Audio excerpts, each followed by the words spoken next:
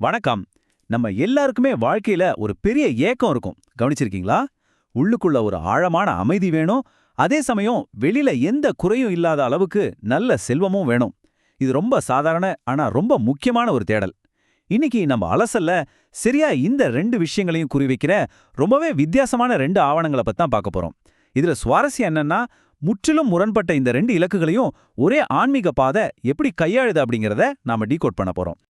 சரி, நாம இன்னைக்கு என்னென்ன பார்க்க போறோம்னு ஒரு குயிக் ஓவர்வியூ பார்த்துடலாம். இந்த உறுதிமொழிகளோட நோக்கம் மன்னிப்பு மற்றும் கடந்த கால தூய்மை, மனநிறைவுக்கான தத்துவங்கள், செல்வத்தை ஈர்க்கும் முறைகள், அப்புறம் ஆன்மீக மற்றும் பொருள் சமநிலை. இதைத்தான் வரிசையா பார்க்க போறோம்.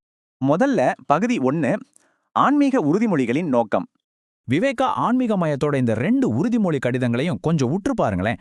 பார்க்க அச்சசலா ரெண்டும் ஒரே மாதிரி தான் இருக்கு. டிசைன், கலர், ஃபாண்ட்னு எல்லாமே ஒன்று தான். ஆனால் இது ரெண்டும் முற்றிலும் வேற வேற நோக்கங்களுக்காக உருவாக்கப்பட்டிருக்கு.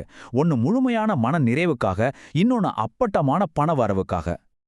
இந்த ரெண்டு ஆவணங்கள்லையுமே ஒரு ஸ்ட்ரிக்டான ரூல் இருக்கு. அதாவது காலையில எழுந்த உடனே இதை படிக்கணும். அதே மாதிரி நைட் தூங்க போறதுக்கு முன்னாடியும் படிக்கணும். இது ஏதோ கடமைக்கு படிக்கிற விஷயம் இல்லைங்க. தூங்கி எழும்போதும் தூங்க போகும்போதும் நம்ம ஆழ் மனசு, அதான் சப்கான்ஷியஸ் மைண்ட் ரொம்ப ஆக்டிவா இருக்கும். அந்த நேரத்துல நம்ம மனசை ரீப்ரோகிராம் பண்ற ஒரு பவர்ஃபுல்லான சைக்கலாஜிக்கல் டெக்னிக் தான் இது. அடுத்து பகுதி 2, மன்னிப்பு மற்றும் கடந்த கால தூய்மை. இந்த உறுதிமொழியோட ஆரம்பமே ரொம்ப பவர்ஃபுல்லா இருக்கும். நான் ஆன்மீக நெருப்பாக இருக்கிறேன், ஆன்ம சுடராக ஜொலிக்கிறேன் அப்படின்னு ஆரம்பிக்குது.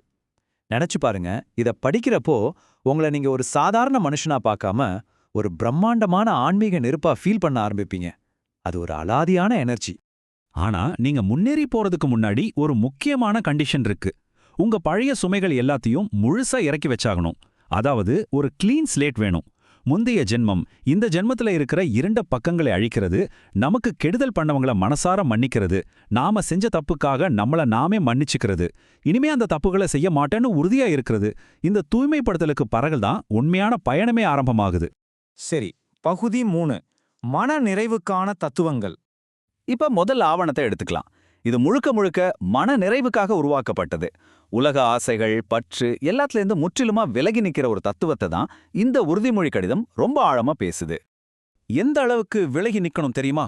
மரண பயம், சாதி, மதம், உடம்புக்கு ஏற்படுற பசி, தாகம், நோய், சமூகத்துல இருக்கிற மூட நம்பிக்கைகள், இது எதுக்குமே நான் கட்டுப்பட்டவன் இல்லைன்னு ஒருத்தர் தனக்குத்தானே சொல்லிக்கணும். ஆழமா வேரூன்றி இருக்கிற இந்த சமூக கட்டமைப்புகளை எல்லாம் உடைச்சி எறியறதுன்னா சும்மாவா என்ன? அதத்தான் இந்த ஆவணம் செய்ய சொல்லுது. இப்படி உலகத்துல இருக்கிற எல்லா பயங்களையும் பற்றுதல்களையும் நீக்கின பிறகு கடைசியா மிஞ்சுறது என்ன? அதுதான் சச்சிதானந்தம்.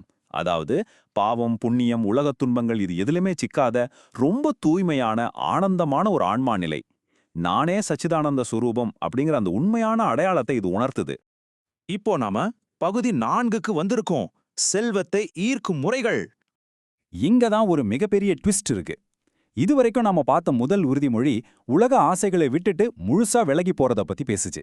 ஆனா இப்போ நாம பார்க்க போற ரெண்டாவது உறுதிமொழி அப்படியே 180 டிகிரி மாறி பௌதிக செல்வத்தை, அதாவது பணத்தை ரொம்ப தீவிரமா நம்ம பக்கம் ஈர்க்கிறத பத்தி பேசுது. முரண்பாடா தெரியல? ஆமாங்க, இந்த ரெண்டாவது ஆவணத்தோட டோன் அப்படியே வேற லெவல் இருக்கு. இதுல பற்று, துறவரம் இதெல்லாம் கிடையாது. முழுக்க முழுக்க ஒருத்தரோட வாழ்க்கையில பணத்தை எப்படி ஈர்க்கிறது அப்படிங்கறதுல மட்டும்தான் இதோட முழு ஃபோக்கஸும் இருக்கு. பொதுவா நம்ம சமூகத்துல பணத்தை பத்தி என்ன சொல்லுவாங்க?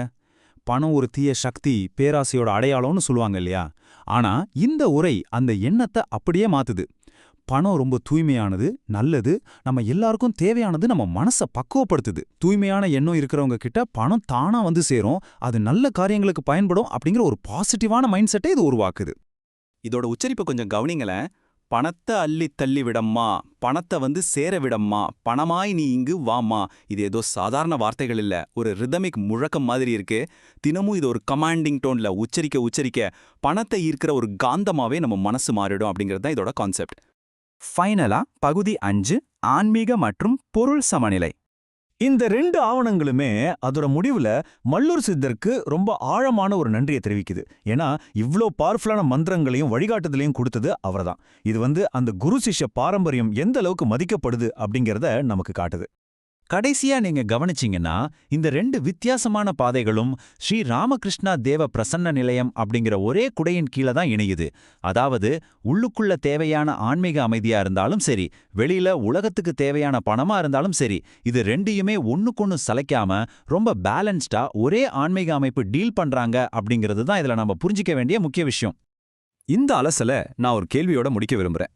டெய்லி காலையில எழுந்தோடனே நைட்டு தூங்க போறதுக்கு முன்னாடி நான் எல்லாச்சிலிருந்தும் விடுபட்டவன் அப்படிங்கிற முழுமையான பற்றற்ற நிலையோ, அல்லது எனக்கு செல்வமும் பணமும் கொட்ட போகுது அப்படிங்கிற தீவிரமான எண்ணத்தையோ தொடர்ந்து உங்க மனசுக்குள்ள விதைச்சுக்கிட்டே இருந்தா அது உங்க நிஜ வாழ்க்கையில எவ்வளவு பெரிய உளவியல் மாற்றத்தை ஏற்படுத்தும்னு கொஞ்சம் யோசிச்சு பாருங்க.